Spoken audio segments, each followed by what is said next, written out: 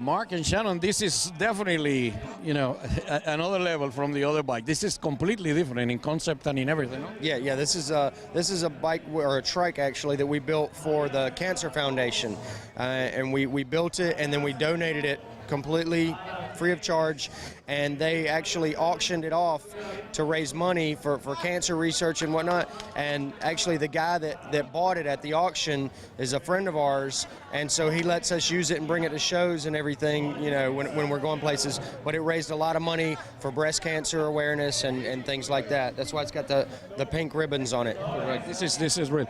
Is that a Harley engine on it?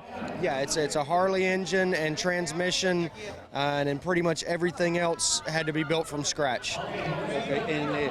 And looking at this, how do you drive this? It's like the little kids' toy back in like the 70s. They had the green machine with the sticks, and the back end turns instead of the front. So you got the sticks and you just kind of move them back and forth. Wow, that's something. This is your design too? Yes, that's right. That's good. I had one of these when I was a little kid, and I always wanted one.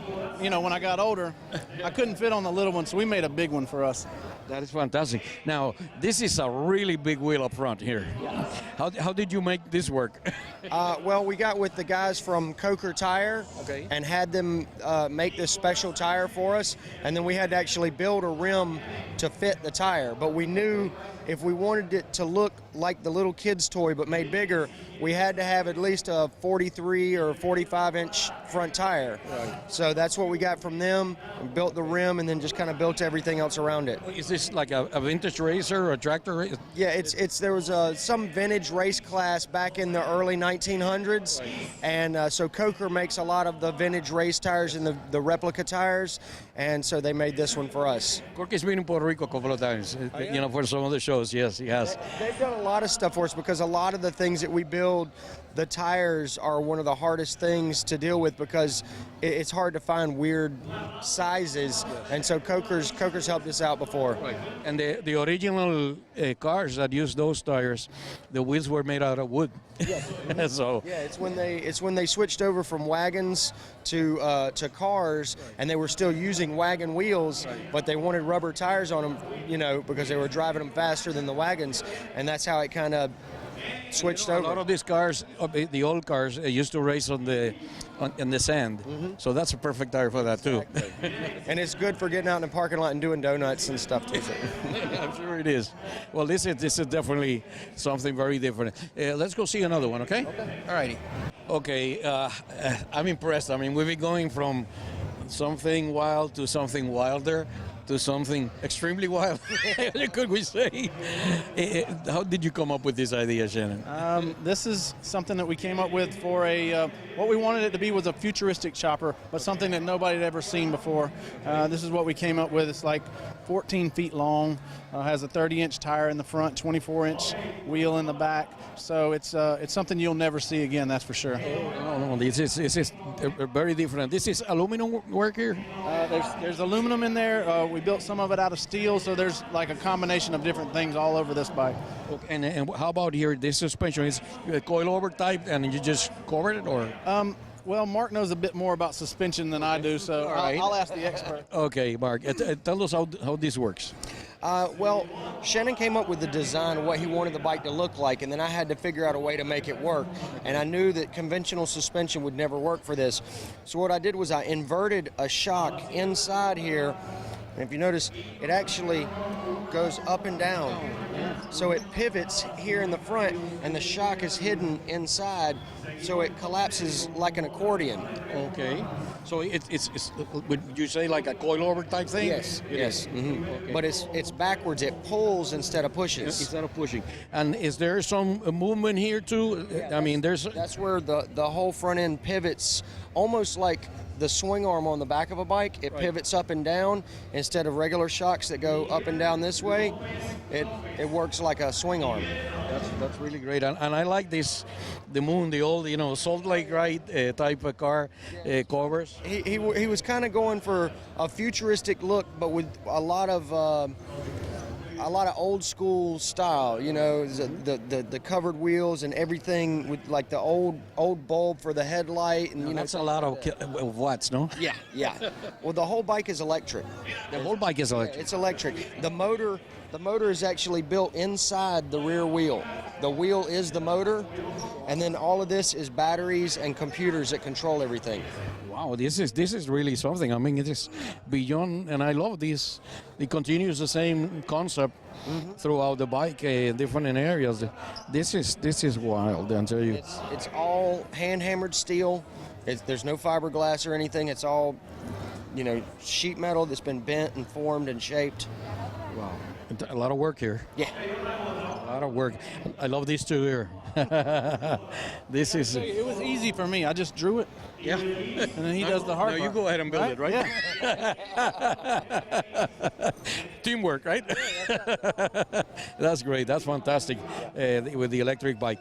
Okay, and what else do we have here? We have the Neutron bike. The Neutron bike. Okay, let's go take a look at the Neutron bike. Permiso.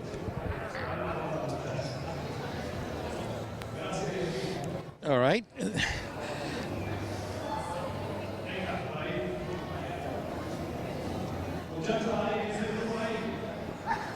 We have this is another electric bike that we built. It's hubless wheels front and back, 24-inch hubless wheels. We have the iPad that has your speedometer and your GPS and your navigation, everything built into the iPad, so it controls everything, and it's completely silent because it's electric. Right. And this is one we knew we were coming here to Puerto Rico, so we had the logos put on it to make it look like the police bike from here. Yeah. I'd love to have one of these here. Oh yeah. This is a fast bike, no? It's pretty quick. Yeah, it'll do about 100 miles an hour, which for an electric bike, that's really fast. Well, but the thing with the electric is it's instant power. You know, it's different from the four-stroke engines. It's a lot of different. Well, that's pretty wild. So there's a lot of computer work here involved, a lot of electronic work. Right.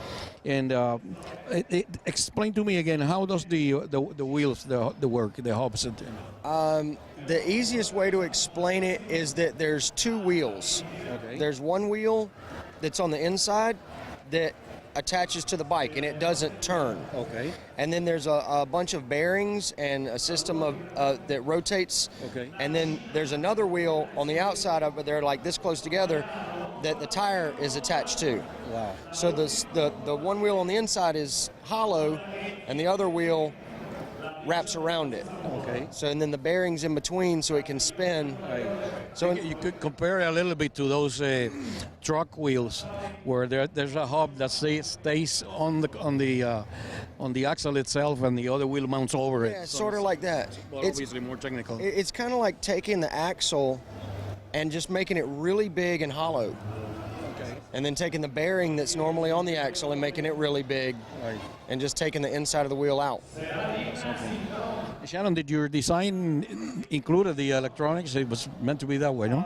It did after we thought about it for a little while, because we thought that, you know, putting gauges, regular gauges, just wouldn't work with this. You know, it's so futuristic that we thought that this is exactly what it needed. Okay. And this is not something you can actually go buy. You had to design this? Well, it's an actual iPad. It's a regular iPad, but we have a program that we put on the iPad that works with the bike for speedometer and GPS and navigation and all that. Okay. And if they sound the siren and the car doesn't stop, you stop them with this? Exactly. They could do that, huh?